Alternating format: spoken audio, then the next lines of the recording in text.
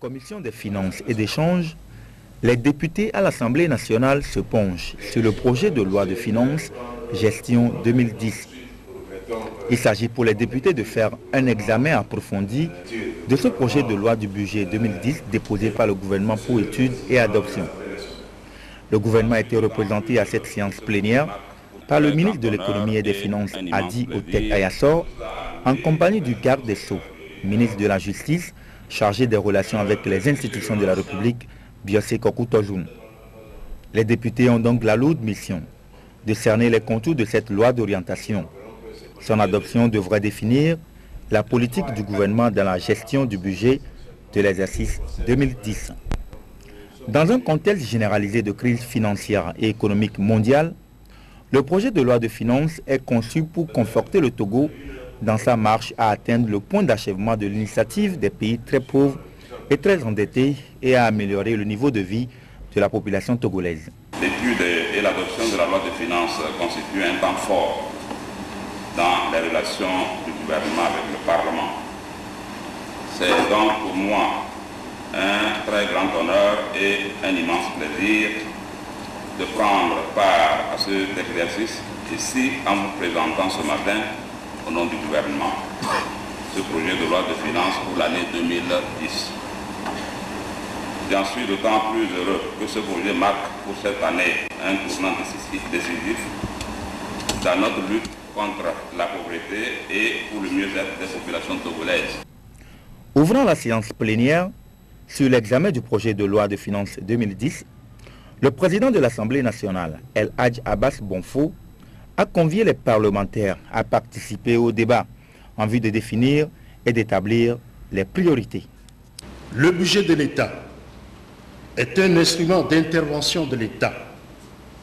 À cet effet, je voudrais inviter tous les députés à prendre part aux discussions en commission pour soulever éventuellement leurs préoccupations, ce qui nous permettrait d'évoluer normalement et d'aboutir à un résultat satisfaisant.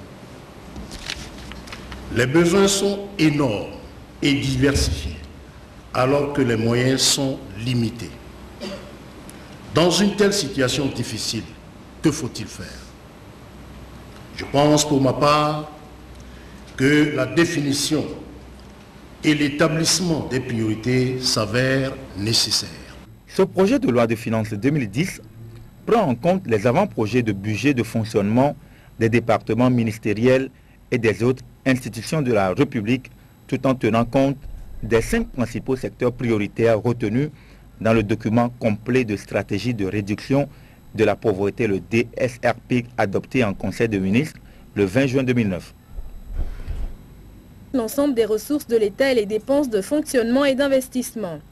Le budget d'exercice 2010 est globalement axé sur les priorités nationales à moyen terme, comme le recommande le document de stratégie de réduction de la pauvreté. Il répond également à l'exigence des contraintes financières de l'État qui définit un cadrage macroéconomique de concert avec le Fonds monétaire international dans le cadre du programme au titre de facilité pour la réduction de la pauvreté pour la croissance. Le montant global des besoins retenus par le gouvernement pour le budget 2010 est estimé à 997 milliards de francs CFA. Les dépenses de fonctionnement occupent 44,5% de dépenses totales, dont 40% pour les secteurs de l'éducation et de la santé. Sur les 203 milliards affectés aux dépenses d'investissement, les 5 secteurs prioritaires du DSRP complet occupent 86,5% du budget total, soit 176,6 milliards de francs CFA.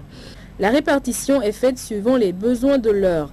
Les infrastructures, 40,8%, agriculture, 21,7%, santé, 12,6%, eau et assainissement, 6,5%, éducation, 4,9%.